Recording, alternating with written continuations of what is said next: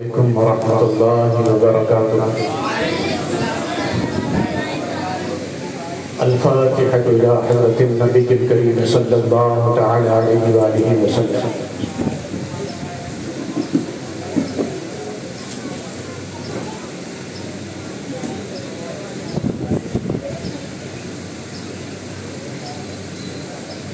وقال الله تعالى في شان حبيبه الكريم إن الله وملائكته يصلون على النبي يا أيها الذين آمنوا صلوا عليه وسلموا تسليما اللهم صل على سيدنا ومولانا محمد وعلى آل سيدنا ومولانا محمد وبارك وسلم صلاة وسلام عليك يا رسول الله يا حبيب الله صلى الله تعالى عليه وآله وسلم سبحان ربك رب العزة عما يصفون وسلام على المرسلين والحمد لله رب العالمين بحق لا إله إلا الله محمد رسول الله صلى الله تعالى عليه وآله وسلم۔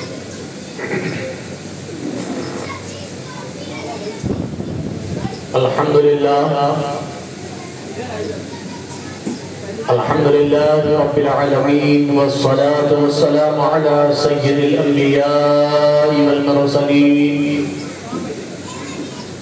وعلى آله وأصحابه أجمعين أما بعد فأعوذ بالله من الشيطان الرجيم بسم الله الرحمن الرحيم قل إن صلاتي ونسكي ومحياي ومماتي لله رب العالمين لا شريك له وبذلك أمرت وأنا من المسلمين صدق الله العلي العظيم وصدق رسوله النبي الأمين المختار الكريم ونحن على ذلك لمن الشاهدين والشاكرين والحمد لله رب العالمين۔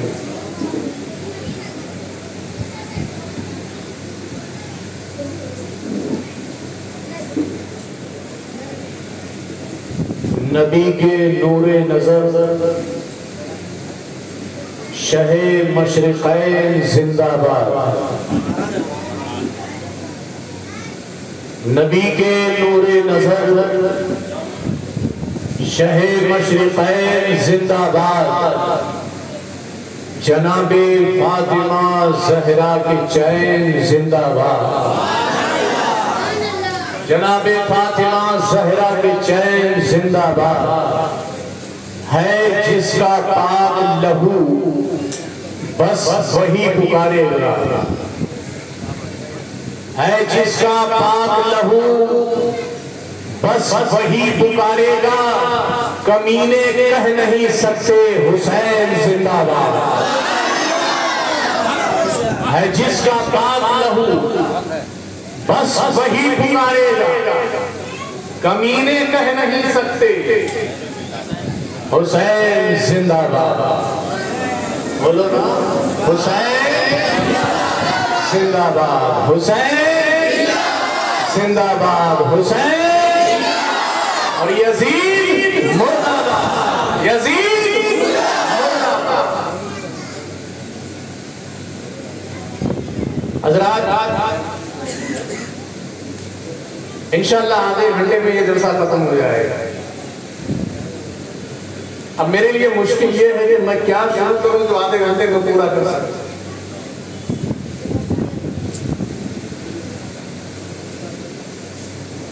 لیکن بہرحال وقت کی نزاکتیں بھی ہیں، اس کی نبض بھی نازک ہے، ہمیں احتیاط کرنا ہی ہوگا۔ بغیر کسی تمہیدی کلمات اور تمہیدی گفتگو کے جہاں ہم کل رکے تھے آج وہیں سے سفر شروع کرتے ہیں۔ آپ تیار ہیں چلنے کے لیے؟ مجھے یاد دلائیں کہ کل کہاں بات رک گئی تھی، کچھ یاد ہے؟ لال کپڑا اور ہرا کپڑا۔ اچھا، دو چار لوگوں کو یاد ہے، دو چار لوگوں کو یاد ہے کہ کل کہاں بات ہوتی تھی؟ ممکن ہے سارے لوگوں کو یاد ہو، ہے نا؟ اب جھجک کس بات کی ہے یہ تو آپ جانیں۔ میں عرض یہ کر رہا تھا کہ ہمارے آپ کے مقتدا، ہمارے مابا، ہمارے ملجا، ہمارے آقا سرکار سیدنا خواجہ غریب نواز رضی اللہ تعالیٰ عنہ نے فرمایا، شاہ است حسین، بادشاہ است حسین، حسین شاہ اور حسین بادشاہ ہے۔ میں نے کل عرض کیا تھا کہ دونوں کا ترجمہ بظاہر ایک ہی ہے، لیکن دونوں کے ترجمہ میں فرق کتنا ہے یہ آپ نے اچھی طرح سماعت کر لیا۔ اب سوال یہ پیدا ہوتا ہے، پہلے آقا و مولا سرکار غریب نواز نے لفظ شاہ کا ذکر کیا، بعد میں بادشاہ کا ذکر کیا، جبکہ بیان کرنے کا طریقہ تو یہ ہوتا ہے کہ پہلے انسان چھوٹی فضیلت کو بیان کرتا ہے، اس کے بعد بڑی فضیلتیں بیان کی جاتی ہیں۔ کسی طالب علم سے پوچھو کہ بابو پہلے پرائمری پڑھے تھے یا پہلے 10ویں پڑھے تھے، کیا جواب دے گا؟ بولو، کیا ایسا ہوتا ہے کہ 10ویں پڑھنے کے بعد کوئی پرائمری پڑھے؟ کیا ایسا ہوگا کہ پورا قرآن حفظ کرنے کے بعد کوئی ناظرہ پڑھے؟ نہیں نا۔ تو پہلے چھوٹی فضیلت بیان کی جاتی ہے، بعد میں بڑی فضیلتیں بیان کی جاتی ہیں۔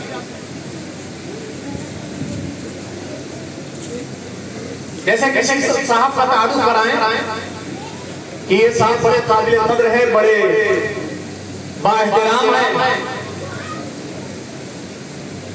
یہ فلاں ضلع کے کلکٹر ہیں، ان کا یہ پاور ہے، ان کا یہ پاور ہے، ان کی بڑی بڑی پوسٹ گنانے کے بعد جیسے بندہ کہہ دے کہ یہ اپنے گاؤں کے منشی جی بھی ہیں، تو بتائیے یہ تعریف معقول ہوگی؟ منشی جی کہنا تھا تو پہلے کہہ دے، کلکٹر بعد میں کہے، تو چھوٹے چھوٹے بیان کیے جاتے ہیں، بڑے بڑے اس کے بعد بیان کیے جاتے ہیں۔ اب پوچھو سرکار غریب نواز سے کہ حضور آپ نے پہلے مولا حسین کی زمینی اور آسمانی بادشاہ کو بیان کیا، بعد میں پھر زمینی بادشاہ کو بیان کرنے کی ضرورت کیا؟ پہلے انہیں بڑے مقام و منصب کو ذکر فرمایا، بعد میں زمینی سلطان بتایا۔ اس میں حکمت کیا ہے؟ تو سرکار غریب نواز کی روحانیت پکار کر کہے گی کہ میرے روحانی بیٹے، میں نے اس لیے مولا حسین کی بڑی بادشاہت کا ذکر پہلے کیا ہے تاکہ دنیا کسی غلط فہمی میں نہ رہے، کوئی یہ نہ سوچ سکے کہ حسین پہلے چھوٹے تھے بعد میں بڑے بڑے۔ حسین وہ ہے جو پیدائشی بادشاہ ہے، یہ دنیا کے رسم و رواج ہوں گے کہ بادشاہ بننے کے لیے پہلے ولی عہد بننا پڑتا ہے، پہلے شہزادہ بننا پڑتا ہے، بعد میں بادشاہت ہاتھ آتی ہے، لیکن دنیا کے بادشاہوں سے ہزار گنا الگ الگ بلکہ بے شمار گنا الگ الگ میرے حسین کی ذات پاک ہے، میرا حسین پیدائشی موروثی بادشاہ ہے۔ اگر کوئی کہے مولانا ذرا یہ تو فرمانا کہ ہر سلطان کا ایک سنگھاشن ہوتا ہے، ہر بادشاہ کا ایک تخت ہوتا ہے، تخت شاہی ہوتا ہے جس پر بیٹھ کر وہ حکمرانی کرتا ہے، سلطانی احکام نافذ کرتا ہے، ذرا یہ تو بتاؤ حسین کا تخت کہاں، حسین کا سنگھاشن کہاں ہے، مولا حسین کی کرسی کہاں ہے؟ کہاں بیٹھ کر حسین حکمرانی کر رہے تھے؟ دنیا کے ہر بادشاہ کا تخت تو نظر آتا ہے، ہر بادشاہ کی کرسی تو نظر آتی ہے، اس کا محل نظر آتا ہے۔ درود پاک پڑھیں، اللہم صلی علی سیدنا و مولانا محمد۔ اور آج کل تو ویڈیو کا زمانہ ہے، آنکھوں سے دیکھا بھی ہوگا کہ بادشاہ اپنے تخت پر بیٹھ کر احکام سلطانی جاری کرتا۔ نہیں دیکھا ہے کیا؟ بولو نا بھائی، اگر دیکھا نہیں ہے تو کم سے کم سنا تو ہوگا، ہاں اتنا تو سنا ہے نا۔ تو سوال یہ پیدا ہوتا ہے، مولا حسین کا تخت شاہی کہاں ہے؟ ان کا سنگھاشن کہاں ہے؟ ان کی راج کرسی کہاں ہے؟ اب آپ دیکھیں، میرے حسین پاک کا تخت بے مثل و بے مثال ہے۔ اب آگے دیکھیں نا، آواز پہنچ رہی ہے؟ سب تک پہنچ رہی ہے؟ لیکن توجہ سے سنیں، دائیں بائیں نہ کرے، ایک لفظ بھی اگر سننے سے رہ گیا تو بات ادھوری رہ جائے گی۔ حضرات، دنیا کے بادشاہ جس کرسی پر بیٹھتے ہیں وہ یا تو لکڑی کی کرسی ہوتی ہے، یا تو پتھر کی کرسی ہوتی ہے، یا تو اسٹیل کی کرسی ہوتی ہے، یا تو چاندی کی کرسی ہوتی ہے، یا تو سونے کی کرسی ہوتی ہے، یا کسی بھی دھات کی جمادات کی کرسی ہوتی ہے، یا ہیرو جواہرات کی کرسی ہوتی ہے۔ جیسا منصب ہے جس کا ویسی اس کی کرسی ہوتی ہے۔ اور ہر بادشاہ اپنی پسند سے اپنی اپنی کرسی کے مٹیریل کا انتخاب کرتا، پھر آخر کو جیسا مٹیریل رہتا ہے ویسے ہی اس کرسی کی زندگی ہوتی ہے۔ کوئی کرسی 50 سال چلی ختم ہو گئی، کوئی 100 سال میں جواب دے گئی، کسی کرسی کے 150 سال کے بعد ٹانگ ٹوٹ گئے، کسی کرسی کو دیمک لگ گئی، کیڑے لگ گئے، وہ کمزور ہو گئی، زنگالود ہو گئی، خراب ہو گئی، ٹوٹ گئی۔ یہی وجہ ہے بے شمار بادشاہ اس دنیا میں گزرے، لیکن چند ایک کے علاوہ اور لوگوں کی کرسیوں کا دنیا میں پتہ نہیں ہے۔ نہ جانے کس کی کرسی کہاں گئی، کرسیوں کا پتہ نہیں ہے، کیونکہ کرسی میں جو مٹیریل استعمال کیا گیا تھا، جتنی اس کی لائف تھی، کرسی اتنے ہی دن بچی، اس کے بعد ختم ہو گئی۔ اب میرے مولا حسین پاک کی کرسی اگر آپ دیکھنا چاہتے ہیں، میرے مولا حسین پاک کا اگر آپ تخت دیکھنا چاہتے ہیں، تو پہلے میں ایک بات کی طرف توجہ آپ کو دلانے کی کوشش کر رہا ہوں۔ ایک بات بتائیں کہ ہر زمانے کا مسلمان اپنے نبی پاک صلی اللہ تعالی علیہ وآلہ وسلم سے اتنی محبت کرتا ہے، اتنی محبت کرتا ہے کہ میرے نبی کی کسی نسبت کی وہ توہین کرنے کا خیال بھی نہیں کر سکتا، ہے نا؟ جیسے آج کل نالین شریف ملتا ہے نا پہننے کا، کچھ لوگ اپنے کپڑے پر لگاتے ہیں، کچھ اپنے امامے پر لگاتے ہیں۔ کیا ہے وہ؟ نبی پاک صلی اللہ علیہ وسلم کی جوتی مبارک کا نقش ہے۔ وہ جو لگایا ہے نا سر پہ، نبی نے اس کو نہیں پہنا، بلکہ نبی کی جوتی کا وہ نقش ہے۔ یہ نبی نے استعمال نہیں کیا ہے، یہ تو صرف نقش ہے۔ لیکن اس نقش کا بھی ادب مسلمان اتنا کرتے ہیں کہ کوئی خواب و خیال میں بھی نہیں سوچ سکتا کہ معاذ اللہ، سربار معاذ اللہ، کوئی اس نقش کو اپنے پیر کے نیچے رکھے۔ سچائی ہے، اس نقش کو بھی کوئی اپنے پیر کے نیچے رکھنے کا خیال نہیں۔ نہیں کر سکتا. جب نقش کا یہ حال ہے تو جو اصل ہوگی، جو واقعی نبی پاک صلی اللہ علیہ وسلم کی مبارک جوتی ہے، کیا اس پر کوئی پیر رکھنے کی جسارت کر سکتا ہے؟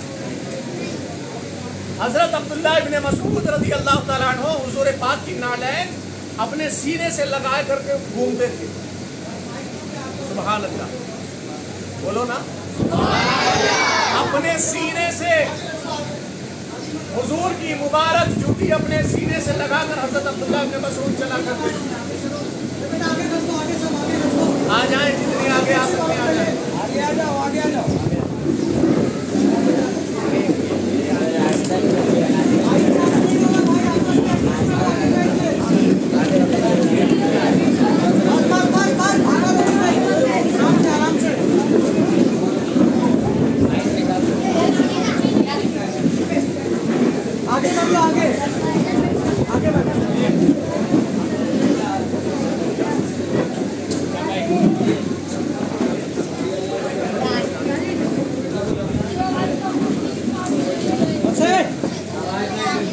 चालू करो.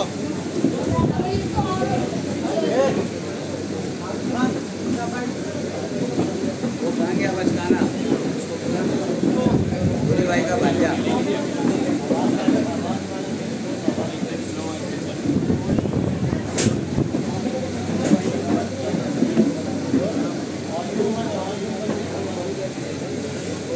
सूरी भाई का भांजा किधर गया?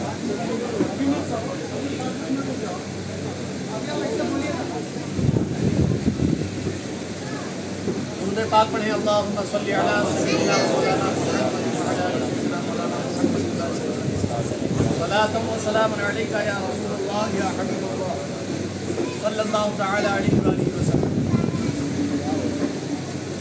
ہم یہ عرض کر رہے تھے کہ نبی پاک علیہ الصلوۃ والسلام کی مبارک نعلین کو صحابہ اپنے سینے سے لگاتے تھے. ادب کا یہ حال تھا کہ میرے نبی کی نعلین پر بھی کوئی اپنے قدم رکھنے کی ہمت نہیں کرتا تھا. میرے نبی کی پوشاک پر، آپ کے لباس پر کسی صحابی کی جرات نہیں تھی کہ اپنے قدم رکھ لے. یہ ادب ہے. کیا ہے؟ ادب ہے. نبی کی جوتیاں ہو یا نبی کے لباس ہو، کوئی قدم رکھنے کی جرات نہیں کرتا.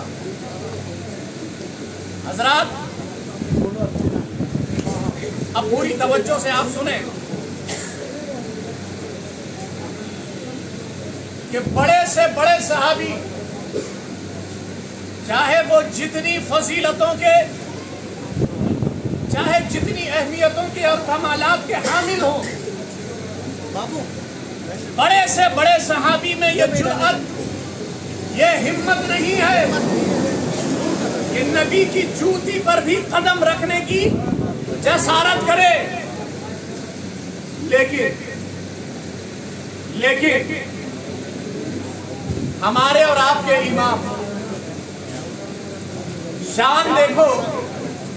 ہمارے اور آپ کے امام، امام حسن و مجتبی، امام حسین پاک، ان کی شان یہ ہے کہ وہ نبی کی جوتی پر نہیں، نبی کے لباس پر نہیں، بلکہ نبی کے کاندھے پر سوار ہوتے ہیں. نبی کے کسی بچے کو دیکھا ہے کسی کے کاندھے پر سوار ہوتے ہوئے؟ بولو نا، بولو. کوئی بچہ اپنے باپ کے کاندھے پر سوار ہو، ایمانداری سے بتائیے گا اس بچے کے قدم کہاں ہوں گے؟ کہاں ہوں گے؟ سینے پہ. بڑے سے بڑے صحابی میں یہ جرأت نہیں ہے کہ نبی کی جوتی پر بھی قدم رکھے. لیکن حسین کی عظمتوں کا کیا کہنا، اس کے قدم نبی کے سینے پر ہے. یہ مولا حسن مجتبی کی شان ہے، جن کا ایک قدم مہر نبوت پر ہے، دوسرا سینہ اقدس پر ہے. یہی شان مولا حسین پاک کی ہے. لوگ کہتے ہیں حسین بادشاہ ہے، حسین کا سنگھاشن کہاں؟ حسین کا تخت کہاں؟ وہ دنیا کے تخت ہیں جو 1 صدی کے بعد دنیا سے ختم ہو گئے، جو 2 صدی کے بعد دنیا سے ختم ہو گئے، جو چند صدیوں کے بعد دنیا سے ختم ہو گئے، ان کے احکام بھی ختم ہو گئے، ان کی سلطنت بھی ختم ہو گئی۔ نہ جانے کتنے بادشاہ گزرے، نہ جانے کتنے بادشاہ آئے، ہر نیا آنے والا بادشاہ پچھلے بادشاہوں کی احکامات کو اس نے رد کر دیا، اپنے احکامات کو جاری کرایا۔ پچھلے زمانے کے سکے رد کر دیے گئے، اپنے زمانے میں اپنے نام کا سکہ جاری کیا، سلطنتیں بدلتی گئی، کرسیاں بدلتی گئی، احکام ختم ہوتے گئے، لیکن مولا حسین پاک کی سلطنت کو دیکھو۔ کل میں نے عرض کیا تھا، نبی زمین پر ہیں، دونوں گھٹنے نبی کے زمین پر ہیں، دونوں ہاتھ نبی کے زمین پر ہیں، اور حسین تخت نبوت پر ہیں۔ حسین بولو نا، ارے کچھ آپ بھی محنت کرو۔ اگر آپ نہیں بولو گے نا، ایک بات بول دوں، برا نہیں مانیے گا، بولوں، اس محفل میں بیٹھنے کے بعد بھی اگر آپ نہیں بولیں گے تو یزید خوش ہو جائے گا۔ ہاں تو کس پارٹی کے ہیں آپ لوگ؟ کس پارٹی کے ہیں؟ ہاں تو حسینی بندہ خاموش کہاں رہتا ہے؟ نعرہ تکبیر، نعرہ تکبیر، نعرہ رسالت، نعرہ رسالت، نعرہ حیدری، نعرہ حیدری، نعرہ حیدری، سمی بولی فلک بولا، سمی بولی فلک بولا، بولی فلک بولا، حسین، حق حسین، حق حسین، حق حسین، حق حسین، نعرہ تکبیر، نعرہ رسالت۔ شاہ است حسین، بادشاہ است حسین، دین است حسین، دی پناہ است حسین۔ حسین شاہ ہے، اس پر بات ہو چکی ہے، اور اس پر ہم نے دلیل بھی پیش کی۔ اچھا، جو واقعہ کل ہم نے سنایا تھا، مجھ سے بہت سے لوگوں نے کہا کہ حضرت یہ پورا واقعہ تو پہلی بار ہم نے سنا۔ سوالات لوگوں کے ذہن میں آ سکتے ہیں، بھائی یہ لکھا کہاں ہے؟ ظاہر ہے تقریر ادھوری تھی، اس لیے حوالہ بھی نہیں پڑھا گیا، اور بات وہی معتبر ہے جو حوالے کے ساتھ ہو۔ یاد رکھیے گا، یہ 54-58 کی کتابیں پڑھیں گے پوری بات نہیں ملنے والی، بہت حق مارا گیا ہے اہل بیت کا۔ وہ کتابیں پڑھو جو ہمارے بزرگوں نے پڑھا۔ یہ پورا واقعہ روضۃ الشہداء میں نقل کیا گیا ہے، جو صدیوں پرانی کتاب ہے، اور یہ اہل سنت کی کتاب ہے، میں دوسرے کی بات نہیں کرتا۔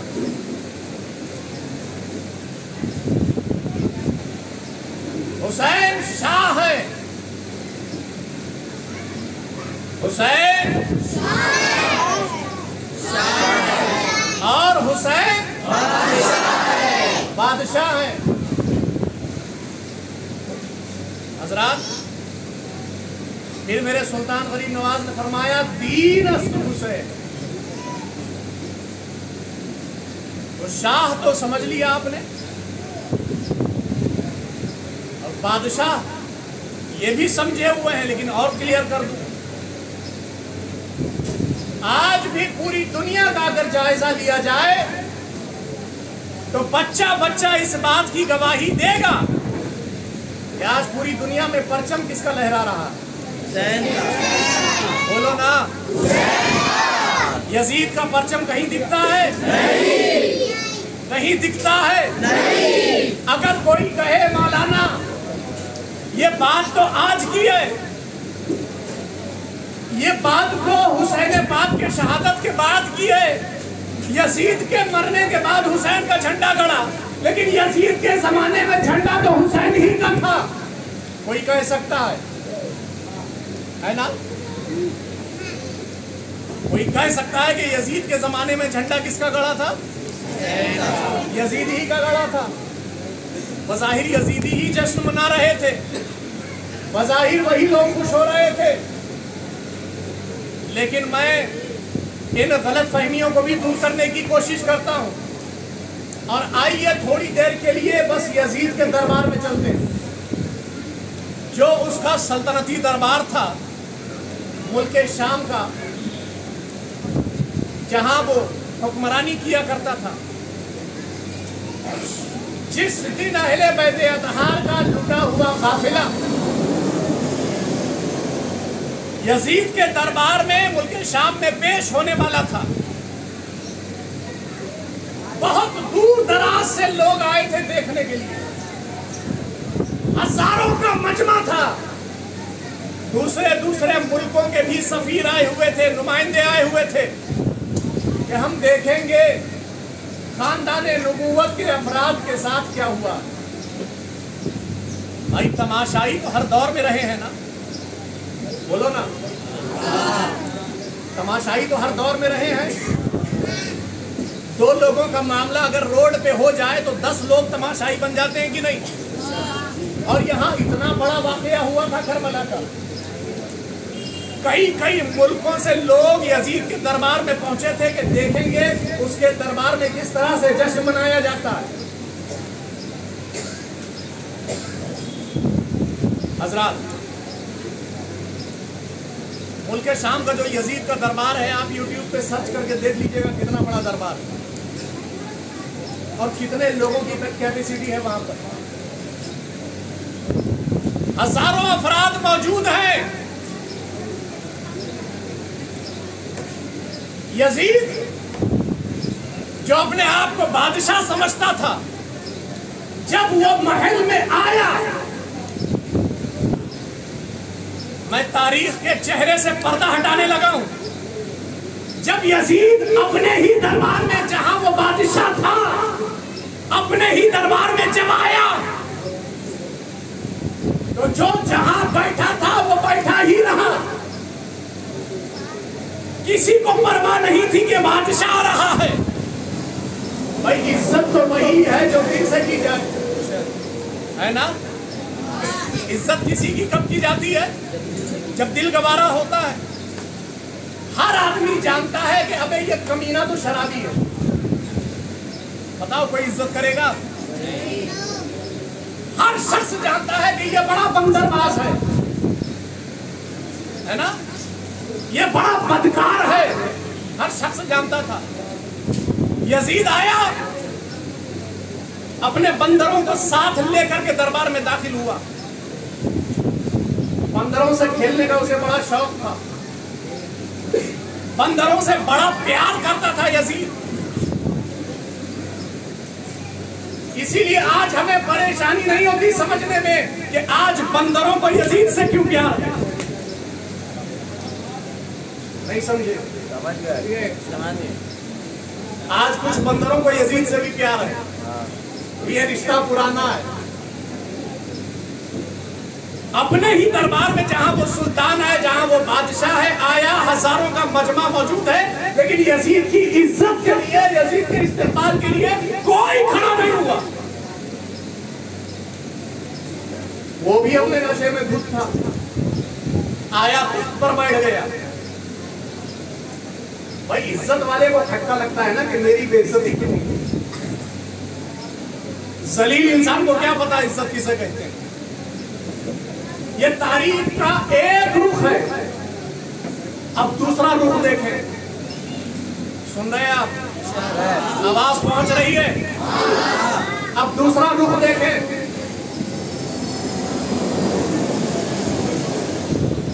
جب یزید نے حکم دیا کہ حسین کا سر پیش کیا جائے, اللہ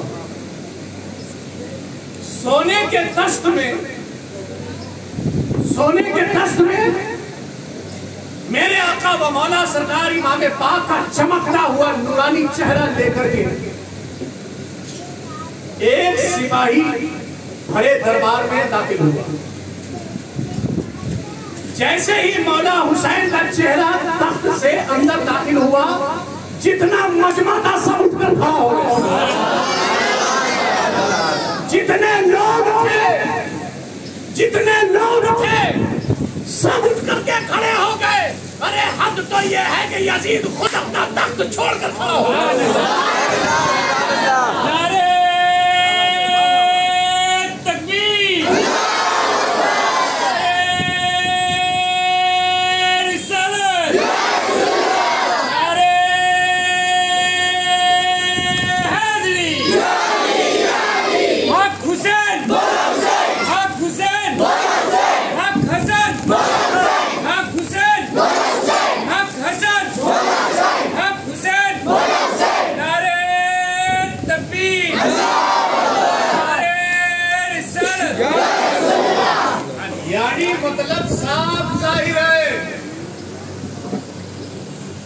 मतलब साफ जाहिर है यजीद की हुकूमत सिर्फ और सिर्फ लोगों के सरों पर थी, लेकिन मेरे हुसैन की हुकूमत लोगों के दिलों पर है।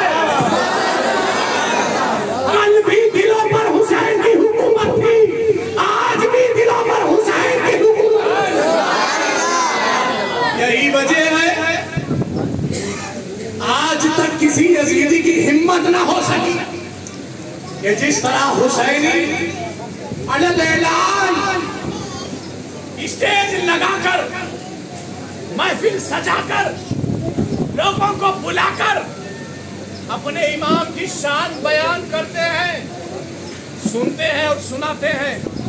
किसी यजीदी की हिम्मत आज तक नहीं है कि वो अपने लीडर की इस तरह से शान बयान करके दिखाए। दिल में चाहे जितनी छुपी हुई मोहब्बत हो, लेकिन मियां डंका तो आज भी हुसैन का बज रहा है ना। डंका तो आज भी मौला हुसैन का बज रहा है। और याद रखना, हर हुकूमत की एक लिमिट होती है। अरे नाम कटाई मिलेगी भाई, इधर देखो आप, हाँ सबको मिलेगी। बस मैं समझ गया, 2-4 मिनट और बर्दाश्त करें। हर हुकूमत की एक लिमिट होती है। जहां तक हुकूमत की सरहद है, बस वहीं तक उसका परचम लहराया जाएगा। अगर किसी सल्तनत में दूसरी सल्तनत का परचम लहराया जाए तो देशद्रोही का मुकदमा दर्ज कर दिया जाएगा, गद्दारी का इल्जाम लगाकर जेल में ठूस दिया जाएगा। आप अल्लाह के करम से हिंदुस्तानी हैं, पूरे हिंदुस्तान में कहीं भी आप अपनी आन बान शान अपना तिरंगा लहरा सकते हैं, है ना। लेकिन यही तिरंगा आप दूसरे मुल्कों में नहीं लहरा सकते, इसलिए कि लिमिट है। एक मुल्क की सरहद है, दूसरे मुल्क का झंडा यहां नहीं लहराया जाएगा। जिसका परचम जहां का होता है वहीं लहराया जाता है। लेकिन 2 परचम ऐसे हैं कायनात में जिसकी ना कोई सरहद है, जिसकी ना कोई लिमिट है, वो पूरी दुनिया में लहराया जा रहा है। एक नाना का परचम है, एक नवासे का। नारे तकबीर, नारे रिसालत, गनी बोले फलक बोला, सात दिल बोला,